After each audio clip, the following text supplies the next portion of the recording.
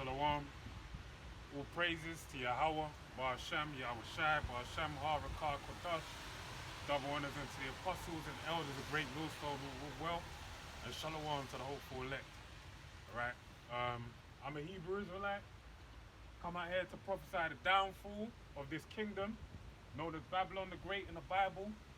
Okay? And according to the Bible, we're in the last days. Alright? So, and the Heavenly Father left for his chosen people, because the book of Ezekiel 11 and 16 tells you they will have a little sanctuary in the places where we're scattered to. And basically, in leaving us in those little sanctuaries, he gave us the word, all right? An understanding of things to come, to play out in these last days, for us to be able to maneuver through these last days and be saved unto basically salvation by his son, Yahweh Shai, okay? I hope you can hear me. The weather, unforeseen circumstances.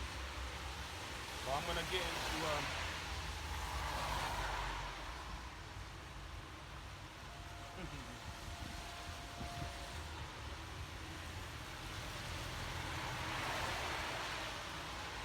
getting some prophecies, because the book of Revelations tells you, hey, the testimony of Yahweh Shai is the spirit of prophecy, all right?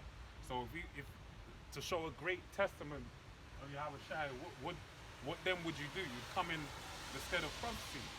And even with all the gifts that were basically given out to the Lord's men, Paul basically established that the greatest of them all is to prophesy, okay? Hence it being the spirit, the testimony of Yahweh Shai.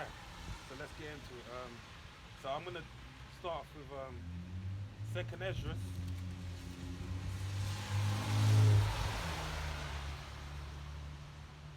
Second Esdras 9 and 1.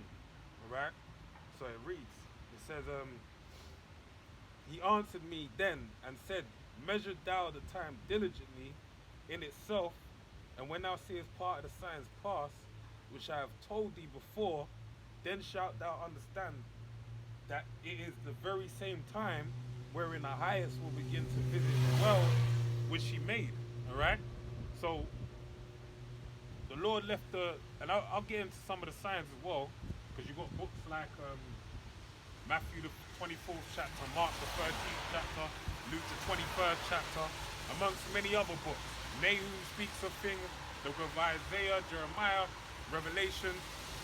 The signs of the times are basically written all throughout the book, okay? And basically, those are the signs you need to adhere to. And being able to measure the times, how do you measure the times? You do it by going into the word and basically measuring it up against the things that are happening right now in the earthly. Alright? So this is the book of 2nd Esdras 9 and 3. Alright? Therefore when there shall be seen earthquakes and uproars of the people in the world, and that's what we're seeing right now. Hey, we just had a crazy week, okay? Dealing with uproars of the people. What happened over there in Nigeria, all right? You had them going buck wild crazy, losing their shit. Reason why is because of the End SARS movement, all right? You had the SARS movement, basically special, I can't remember what the actual algorithm, what each word stands for, all right? But basically, what they were doing is they're basically killing the people over there in Nigeria, man.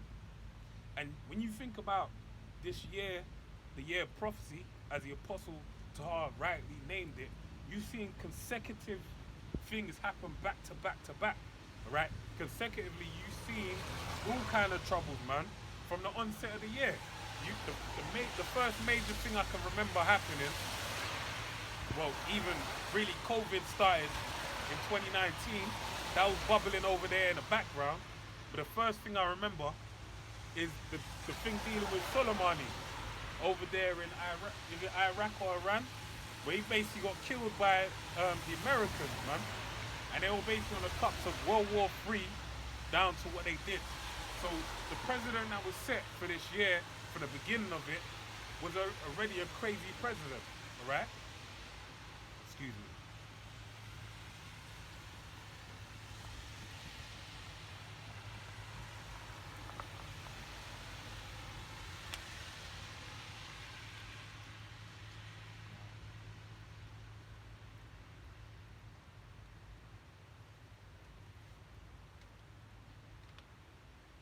Okay. So let me read on.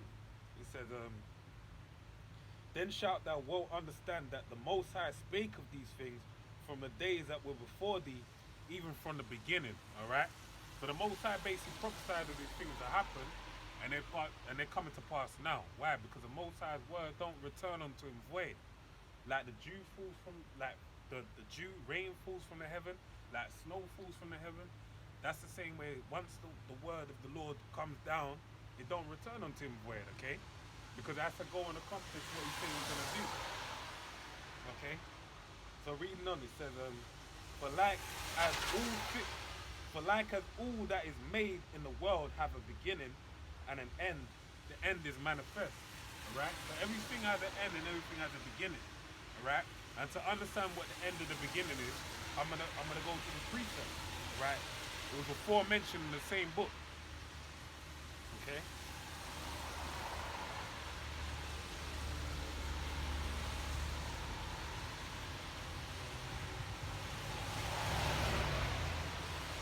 So this is second Esdras 6 and 7.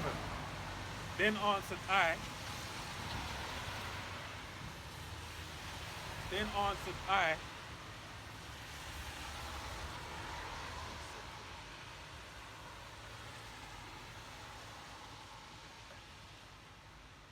right, let me just, it's lucky man, I'm trying to play with this thing. Alright, so I read second Esdras 6 and 7. Then answered I and said, what shall be the parting asunder of the times? Alright? Dealing with the beginning of the beginning and the end, alright? And when shall it be the end of the first and the beginning of of it that followeth? Alright? So Esdras asked this before. And later on in the book of Second Esdras, the 9th chapter, was delving more into depth, dealing with those things, alright? But this is to understand at a base level what it's really dealing with, alright? Because there's times that have been established to be ruled by certain people that dwell upon the earth, and their rulership upon the earth is basically for a sign, alright? To show what time we're in, alright? Like Esau Edom, for example, ruling right now, is to show what? That we're in a time of the wicked, right? Job 9 and 24. As it tells you in the book of Second Maccabees as well, alright? All those things are for a sign of the time of the wicked. Hey, when Jacob is in rulership, what's that? That's the time of the righteous, alright? When they're in their right spirit, alright? First of the best time I can really go to really show that is the time of King David's rulership, and then right off the back of that, King Solomon's rulership as well, okay? Because that established a time of righteousness upon earth while King Solomon was in his right mind, before he went off to the tail end of his life, right? But then there ain't been no other time like that, because those leaders, those rulers on the earth, when they had that dominion, that was a time of righteousness, okay? So reading on, it says, I'll read it again and read on. So it says, Second Esdras 6 and 7. Then answered I and said, what shall be the parting asunder of the times, and when shall it be the end of the first and the beginning of it that followeth? Alright? Verse 8. And he said unto me, from Abraham unto Isaac, when Jacob and Esau were born of him, Jacob's hand held first the heel of Esau. For Esau is the end of the world, and Jacob is the beginning of it that follows. Alright? So basically that was the sign. That was a token of the time to let you know. That was a sign to show in the future, alright, what should play out when those two children and their descendants shall rule upon the earth. Alright? So I'll read again. For Esau is the end of the world. So Esau, who is Esau? Alright? When you go to the book of Genesis, the 25th chapter, it talks about Esau being born, right? Because you had Isaac and Rebekah went on to to the Lord to basically sought understanding as to why Rebecca had such difficulty in her birth, had strife in her womb. And basically it was because there was two different nations in there. That didn't mean there was millions of people on one side of the room and million signs on the other. No, it's talking about you had you had basically two men, right? Because patriotism is basically a real thing, okay? Because from the seed of men is where nations were established. When you go to the table of nations, all the names that are outlined there are men that established nations on the earth, all right? For example, starting with Noah, all right, on to his sons, Ham, Shem, and Japheth, all right? But going back to the point, Jacob and Esau were born, and when Esau was born, he lacked pigmentation. So he came out red all over like a hairy garment, in accordance with the fashion trends of that time as to them dyeing their garments red, all right? But he actually was red because he came out blood, with blood coming out of the womb, all the fluids and whatnot. One moment.